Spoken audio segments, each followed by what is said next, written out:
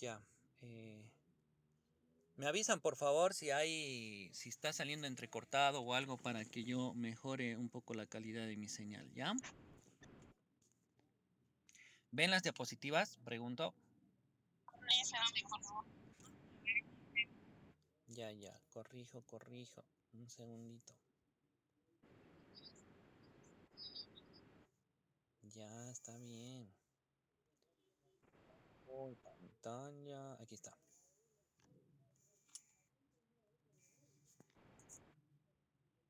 Ya, ahora vamos con la diapositiva. Muy bien. Ahora sí, todo ok, ¿no? Ya, bien. Ya tienen las diapositivas ahí a disposición por si acaso para que ustedes puedan revisar o realizar el seguimiento. La recomendación es que puedan mejor imprimirlas o hacer seguimiento en sus computadoras, como les sea más cómodo para ustedes, ¿ya? Bien, hablaremos de las generalidades. Ok. Empezamos a ver qué son los actos procesales. Para Ramiro Arciénega, la actividad procesal es realizada por los sujetos que participan dentro del proceso. Estamos hablando de jueces, funcionarios, las partes, los testigos y otros. No nos olvidemos que el proceso civil, ¿no es cierto? Pues tiene un elemento objetivo, un elemento subjetivo y hasta uno que tiene que ver con el movimiento de las distintas acciones que se dan dentro de él. Entonces, si nosotros vamos a hablar de los actos procesales, obviamente que los actos procesales van a ser ejecutados por el elemento subjetivo, es decir, todos los sujetos que pueden participar directa o indirectamente dentro del proceso civil. Por eso es que a título de ejemplo se señala que estos son ejecutados ya sea por el director del proceso, la autoridad jurisdiccional, que sería el juez, ya sean los otros funcionarios como secretario, auxiliar, oficial de diligencias, o las partes, ya saben qué partes son el sujeto activo, el sujeto pasivo y el tercero. Y otros que entran ahí como accesorios. El abogado, por ejemplo, dentro del proceso es un simple accesorio, ¿no? Al igual que un tercerista o al igual que un perito, ¿no? Un perito o un martillero. Ok. Tenemos por un lado lo que son los hechos procesales y por otro lado lo que son los actos procesales. Bueno, vamos a ir un poquito para atrás para explicar qué es un hecho y qué es un acto. Se supone que un hecho es aquel que es producido, ¿no es cierto?, por medios naturales, es decir, fenómenos naturales que no tienen que ver con la intervención ni la mano del hombre. Que tengamos un día soleado, por ejemplo, es un hecho natural. Que tengamos un día lluvioso, pues es un hecho natural. ¿Y cuáles serían los actos? Bueno, generalmente los actos son aquellos donde ha habido pues una intervención, ¿no es cierto?, de la voluntad de la mano del hombre. Esta clase que estamos ejecutando, por si acaso, es un acto. Ahora vamos avanzando un poco más. ¿Cuándo hablaríamos de un hecho jurídico y cuándo hablaríamos de un acto jurídico? Ejemplos, ideas, a ver, por favor, comenten.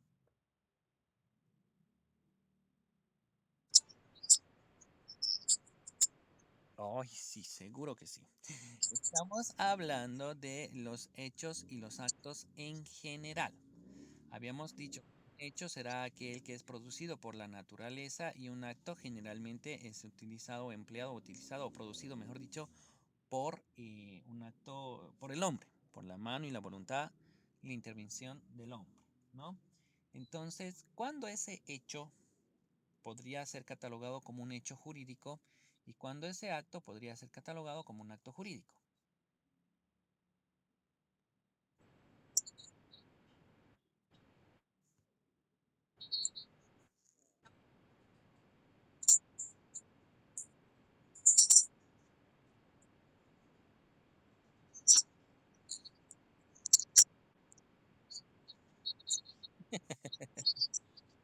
Alto, ahí creo que es la compañía que tiene los problemas de la señal, porque a mí sí me escuchan bien, ¿correcto? Ah, A ver, compañera, mejore por favor su señal de wifi o datos. Ya, no, pero ya, no hay problema. Otra participación mientras solucionamos los megas por ahí.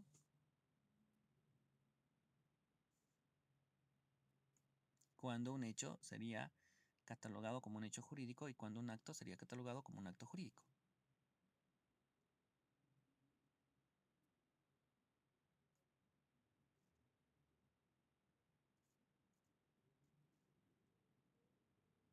Chicos, ¿están ahí? Pregunto.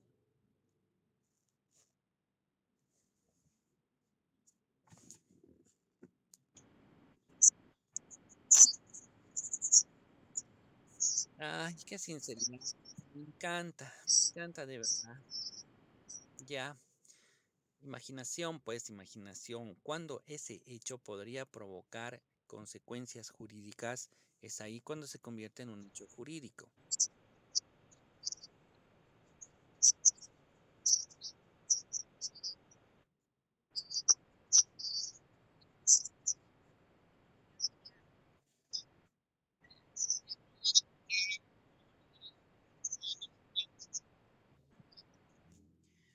Bueno, tiene un poco de relación. Usted está hablando más en la intencionalidad que hubo o no sobre la comisión del hecho ilícito a raíz de que puede haber sido una simple negligencia, dejadez de parte de la persona. Ya, no, pero lo vamos a enfocar desde un ámbito más civilizado, sin ir al ámbito penal, ¿no? Aquí estamos haciendo referencia a, por ejemplo, que llueva tanto, la lluvia es un hecho natural, pero si llueve tanto y llueve y empieza a arrastrarse vehículos y empiezan a morir personas y a ocurrir accidentes, pues ese hecho sí es catalogado como un hecho jurídico porque ha producido consecuencias jurídicas, ¿no?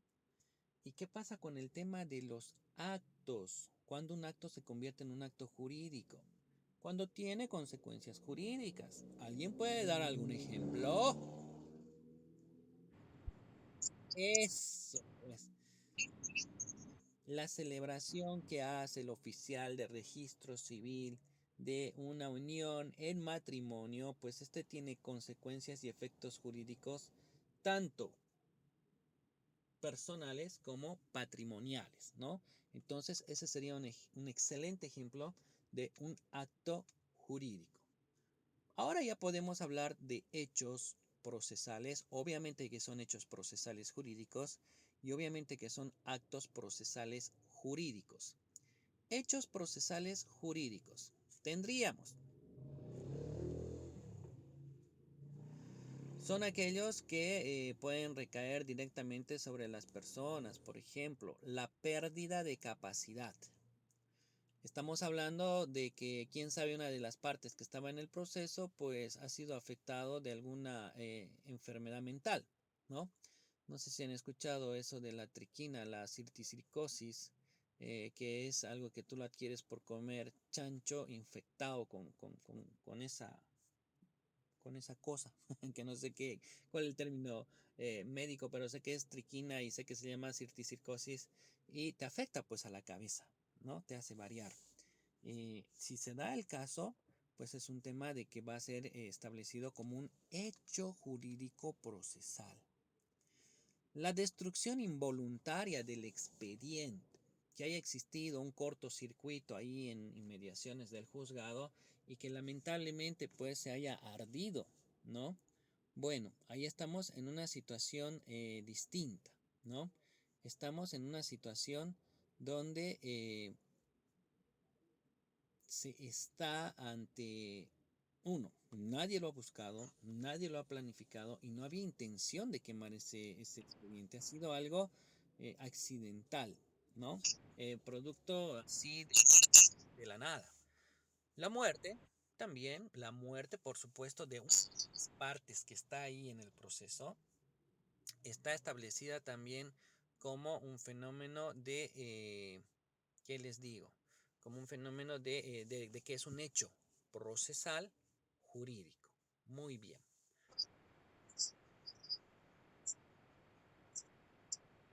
Por supuesto que sí.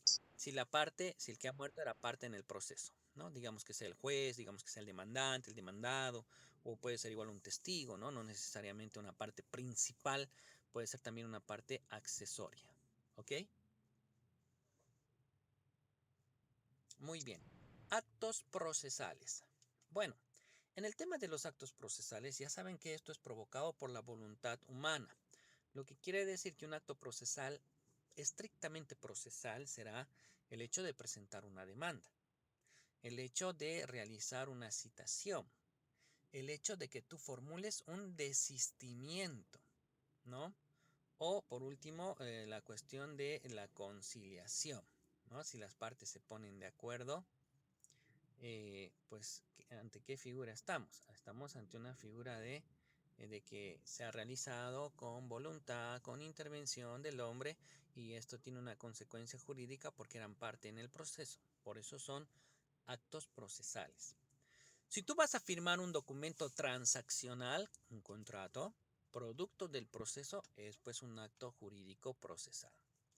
En síntesis, los hechos jurídicos procesales son aquellos que son acaecidos por situaciones espontáneas sin la voluntad ni la intervención de la mano del hombre. Y los hechos jurídicos y los actos jurídicos procesales son aquellos que son provocados con la voluntad y la intervención de la mano del hombre. ¿Ok? ¿Estamos?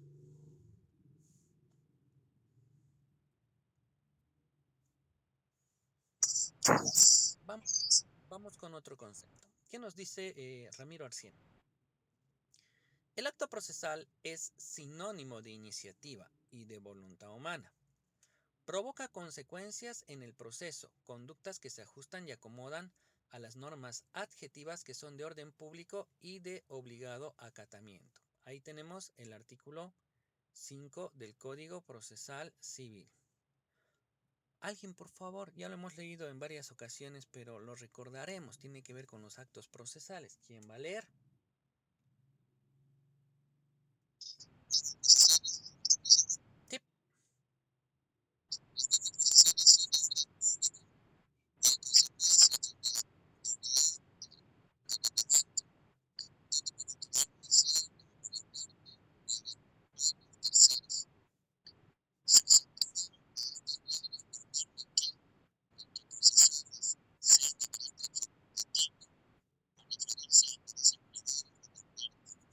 Muy bien. Entonces, ¿qué tenemos ahí? Estamos hablando de los actos procesales. Los actos procesales tienen consecuencias jurídicas dentro del proceso. Las partes tienen que cumplir, conforme la ley establece, una ritualidad para ejecutar esos actos procesales y para que esos actos procesales sean válidos dentro del proceso. Ya sabemos que de orden público significa de obligado acatamiento, de cumplimiento obligatorio, ¿no? Esto es porque nuestro código forma parte pues del derecho público por un lado y por otro lado todos estamos obligados a acatar los lineamientos que establece para llevar adelante un proceso. ¿Cuáles son los requisitos para que el acto procesal sea eficaz? ¿No? Por un lado, el acto procesal tiene que ser realizada de forma voluntaria. Si yo estoy presentando la demanda es porque yo quiero. Si yo estoy conciliando, estoy transando es porque yo quiero. Si estoy presentando algún medio de impugnación es pues porque yo quiero, ¿no es cierto? Muy bien. Ahora, vamos a ver con el tema de la capacidad. Se supone que para que también el acto procesal sea válido, sea eficaz, pues tiene que ser realizado por una persona que tiene, uno, la capacidad jurídica. Bueno, todas las tienen por el simple hecho de ser persona.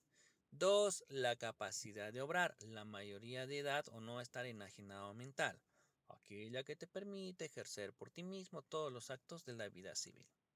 De lo contrario, tienen que participar mediante sus representantes, ya sabemos, padres, tutores o curadores.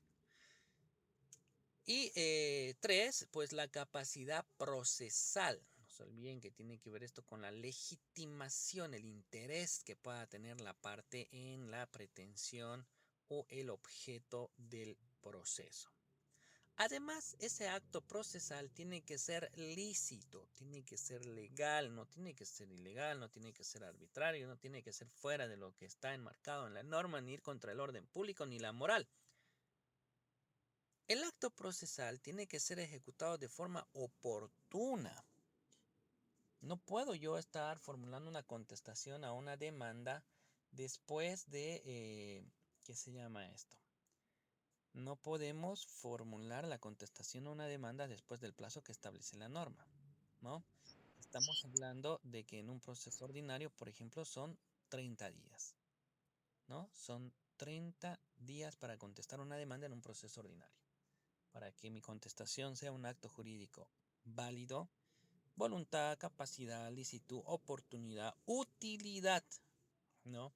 Tiene que ser algo que vaya en beneficio del proceso, algo que sea pertinente, algo que sea oportuno, que sea propio del proceso y no algo total y completamente fuera de lo que es el esquema de un proceso civil. Luego, la veracidad. Esos actos jurídicos que nosotros vamos a estar planteando y desarrollando tienen que ser veraces.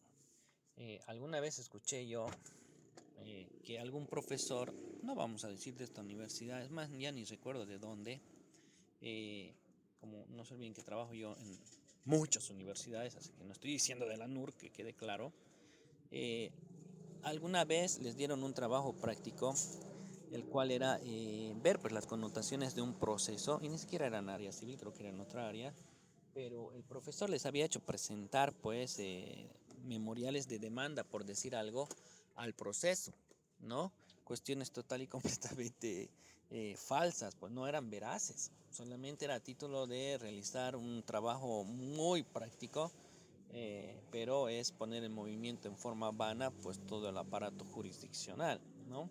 Hay que tener mucho cuidado de ello. Y por último está la presunción de la buena fe. Se supone que esto lo podemos sacar por analogía de lo que establece el artículo, creo que es el 520 del Código Civil, el cual establece que todas las personas, o 519, el cual establece que pues las personas concurren siempre a la celebración del contrato en buena fe. Aquí estamos hablando de la lealtad procesal, el principio de probidad, que la persona va a ejecutar los actos procesales dentro de lo que enmarca pues, precisamente las normas jurídicas. Clasificación de los actos procesales. Esto es muy importante. Atiendan. Tenemos actos de proposición. Y ya les dije a ustedes en algún momento, hay que relacionar la palabra al momento de estudiar, aprender y tratar de retener la información con el sentido común. No siempre, pero funciona. Cuando nosotros hablamos de actos de proposición, nos estamos refiriendo a cómo inicia un proceso, ¿no? Es como un acto de proposición si un distinguido caballero quiere enamorar a una distinguida dama. Primero, ¿qué va a hacer? Pues hará una presentación, dirá cómo está, cómo le va, buenas tardes. Me llamo tan, tan, tan, tan, tan y tengo cierto interés en usted, no sé si podemos entablar una conversación. Bueno, nunca lo hice, pero no sé si funciona así. Bien, entonces son los actos de apertura. Ojalá que por lo menos por ese mal chiste puedan recordar y retener la información. Estamos hablando de aquellos actos que dan inicio y apertura al proceso, por eso son actos de proposición. El primer acto de proposición será pues el hecho de presentar una demanda. Al presentar tu demanda vas a generar una respuesta de la parte contraria, entonces tenemos ahí la contestación. Al momento de contestar, el procedimiento establece que puede hacer tres cosas al mismo tiempo y en un solo acto jurídico procesal, es decir, plantear excepciones, contestar y reconvenir. La reconvención es una contrademanda, ¿no? Eso es reconvenir, presentar una contrademanda. Y vamos a estar hablando de un proceso doble, ¿correcto? Muy bien. Ahora, esos son los primeros dos actos procesales que va a ser tanto el demandante como el demandado. Por eso están establecidos como actos de proposición. Demanda, contestación, planteamiento de excepciones y reconvención. Como dato les... Sí, adelante.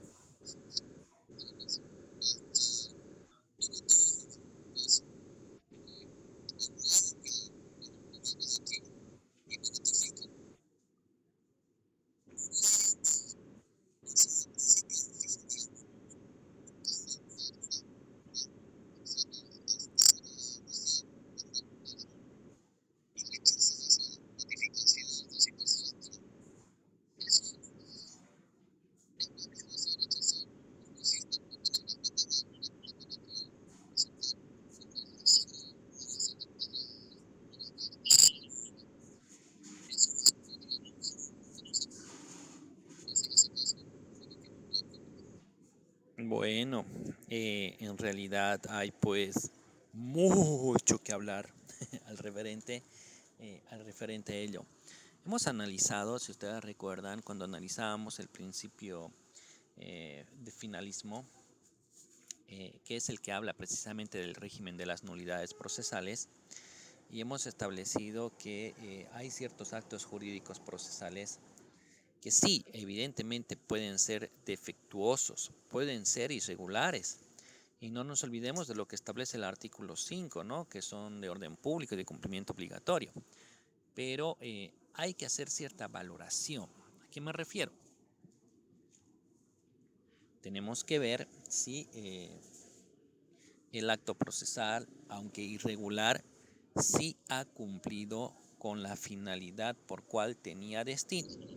Si ha cumplido con esa finalidad y no causa indefensión, ni tampoco hay quebrantamiento, por ende, al debido proceso, pues el acto tiene que convalidarse, ¿no? Ahora,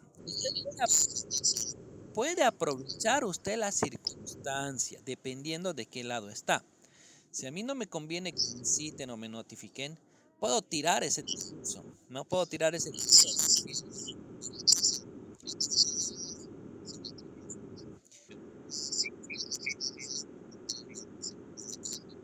Es que la persona, por eso el oficial tiene que andar informado, ¿no? La persona puede que exista un error en un nombre, en un apellido o en el carnet o en la dirección, como usted dice, pero hay que ver si la persona pues es la que tiene la legitimación, ¿no? Yo si fuera el oficial de diligencias, señor, mire, la casa ubicada en tal dirección, con tal superficie y tales características, ¿no es de su propiedad, señor? Sí, es de mi propiedad, solo que mi nombre está mal ahí en su citación. Pues muy bien, si usted es el propietario, pues tiene que asumir defensa y ese es el objetivo de esta notificación. Así que si usted no me la recibe, yo voy a hacer un informe, ¿no es cierto?, a la autoridad jurisdiccional señalando que no quiso recibir y cuáles han sido los motivos para no, ¿no? Pero falta que diga ahí el tipo, no es mi propiedad, ¿no? Ahora, si el tipo dice, sí, efectivamente es, bueno, pues está reconociendo. Ahora, hay otros oficiales que son más pendorchos, agarran, lo dejan y punto. No quiere recibir, muy bien, lo voy a pegar aquí en su puerta y ya está. Sacar la fotografía, el testigo de actuación, el croquis de ubicación y listo, ¿no? Más adelante vamos a hablar sobre las nulidades de los actos procesales y vamos a volver a retomar, ¿ya? Muy bien. ¿Qué dice Carlos? No son mañas, es un tema de que tienes que estar siempre tú preparado para lo que pueda venir, ¿no? Miren, a ver cómo les comento esto. Ah, hay una panadería que está abierta y bueno, como hace calor allá adentro, a veces usan barbijo y a veces no usan barbijo. Pero se supone que el más expuesto es el vendedor, el que está ahí dentro de la panadería. Porque el que viene de afuera es el que podría traer posiblemente o no el virus, depende de cómo lo vean, ¿no? Pero bueno, entonces hay un supuesto funcionario de la alcaldía que viene todos los días a molestar. Y viene y dice, no está usando barbijo, le voy a sacar una fotografía a su negocio, le voy a hacer cerrar y qué sé yo. Y viene y molesta y causa cierto malestar, ¿no? Los barbijos están, solamente que a veces tú los bajas para comer algo, ¿no? Pero tienes que prepararte ante ello. Ya hemos hecho un estudio y hemos visto que solamente viene a esta panadería a molestar, pero no ha ido a la pensión de al lado y la pensión está abierta y no tiene autorización. No ha ido a la tienda de la esquina a controlar ni la del frente. Entonces hay un interés evidente, ¿no es cierto?, solamente por esta panadería de venir a fregar la paciencia. Tú tienes que prepararte para encararlo porque no te vas a dejar cada vez perturbar por esa persona. Número 1, él dice que trabaja en la alcaldía. Muy bien, muéstreme su credencial, quiero una fotografía porque quiero saber cuál es el nombre del funcionario público que me está fiscalizando. Número 1. Número 2, por si acaso, señor, tenemos aquí cámaras alrededor del negocio donde podemos evidenciar que usted solamente viene aquí a controlar y a nadie más. ¿Cuál es el interés? Y es más, mira, aquí en sus narices hay una pensión que está abierta y usted no está haciendo nada al respecto. Y no está usando el señor barbijo, yo nunca lo veo, el de la pensión. Y hay gente ahí sentada comiendo que pues tampoco están con barbijo y están en la calle, ¿no? Entonces, si va a hacer su trabajo de fiscalización, pues hágalo bien, pero para con todos. O de repente su credencial es falso, o de repente solamente viene a molestar la paciencia, o de repente tiene un interés raro y extraño, que eso todavía sería más ilícito todavía. Y por más funcionario público que sea, él no puede extralimitarse de su rango o ámbito de aplicación o su función. Ya estaría él invadiendo las funciones, quién sabe, de otro funcionario municipal. Por eso les digo, cuando ustedes sean oficiales de diligencia, prepárense para lo que pueda venir. Cosas como que les quieran rechazar alguna notificación o citación, bajo el entendido de que tienen que manejar contenido teórico doctrinal para poder defenderse, y estudien pues el caso, no vayan a la nada, no vayan a la nada. Dense el tiempito de leer por lo menos la demanda de qué se trata, porque ahí es donde uno aprende y te va a servir pues para que te puedas defender en adelante. Ok, no hay que dejarse, chicos, a eso voy. Vamos con los actos de comunicación procesal. Bueno, hay distintos mecanismos de comunicación procesal. Estamos hablando de lo que son las citaciones y las notificaciones, además del emplazamiento. No sé si más adelante tengo definiciones de ellas o las voy a tener que dar ahora. Ah, sí, están aquí más adelante. Así que vamos con calma. A ver, ya, estamos aquí, en los actos de comunicación procesal. Los actos de comunicación procesal tienen por objetivo el anoticiar pues a las partes de los distintos actos que se realizan dentro del proceso civil. Hay algunos actos de comunicación procesal que son de carácter inaugurativo, es decir, van a dar a conocimiento recién a la parte sobre la existencia de un posible proceso en su contra. Hay otros actos de comunicación procesal que ya solamente se encargan de informar a las partes en qué estado, en qué etapa se encuentran pues dicho proceso, ¿no?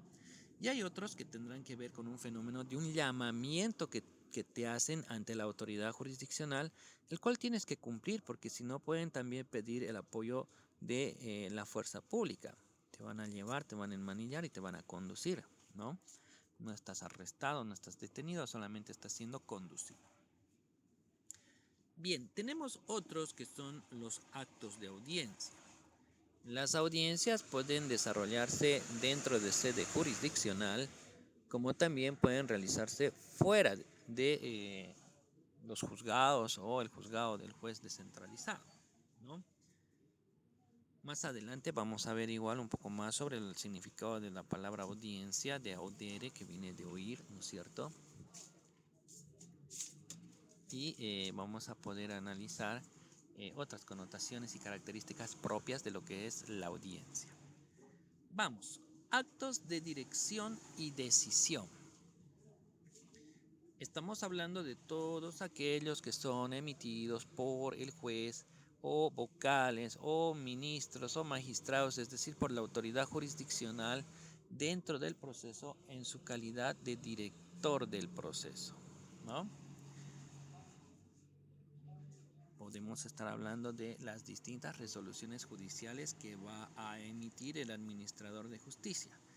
Llámense decretos o proveídos de mero trámite, autos interlocutorios, autos definitivos, sentencia, auto de vista, auto supremo, etcétera, etcétera, etcétera.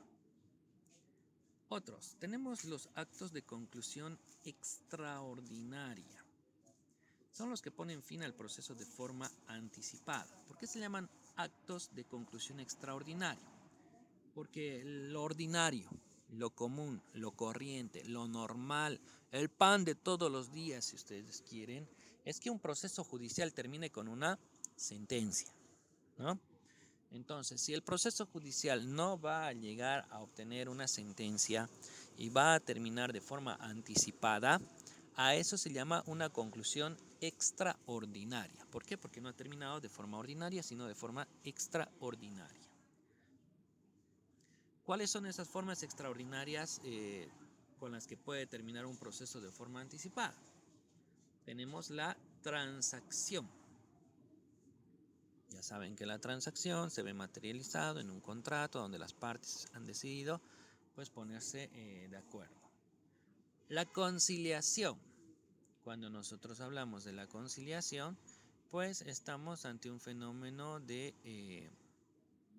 que ha intervenido un tercero imparcial, que puede ser el conciliador judicial. En ningún momento estoy diciendo juez conciliador o juez de paz, por favor. Estoy hablando de el conciliador como funcionario judicial, que él está al mismo nivel de las partes, o que el juez ha hecho el papel del conciliador, porque no nos olvidemos que hay una conciliación, una que es la previa, esa la realiza el conciliador, y otra que es la intraprocesal, esa la realiza el juez. No es que dentro del proceso vamos a llamar al juez, vamos a llamar al conciliador para que el proceso o el acto de conciliación se desarrolle. Ups, están sacando foto por aquí, no sé si será algo bueno o si será algo malo. Esperemos que sea algo bueno. Bien. Entonces, como les decía, la conciliación ya es con la participación de una tercera persona y esto se va a ver pues reflejada seguramente en un acta. ¿Qué más tenemos? Tenemos, por ejemplo, el desistimiento. El desistimiento puede realizarse. Se estaba yendo un señor sin su pedido. Ya, el desistimiento se puede realizar de dos formas.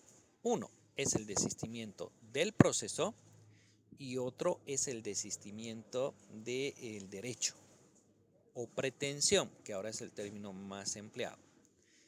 El desistimiento del proceso es como desanimarte de haber encarado el proceso.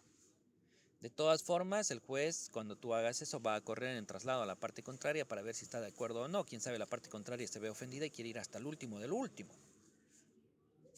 Si es que se da el desistimiento del proceso, finalmente tienes 6 meses.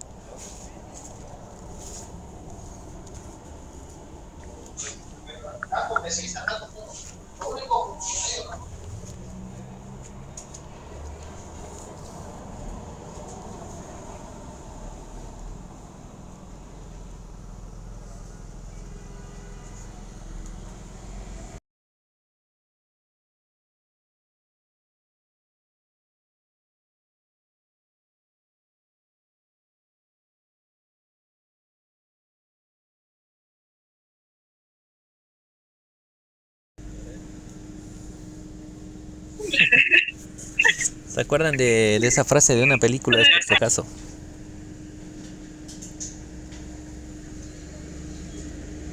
No sé si la habrán visto, pues.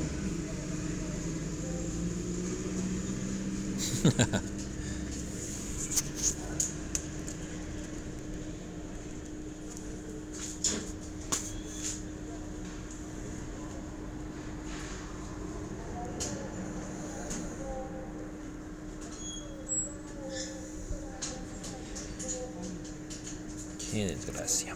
¿Cómo van?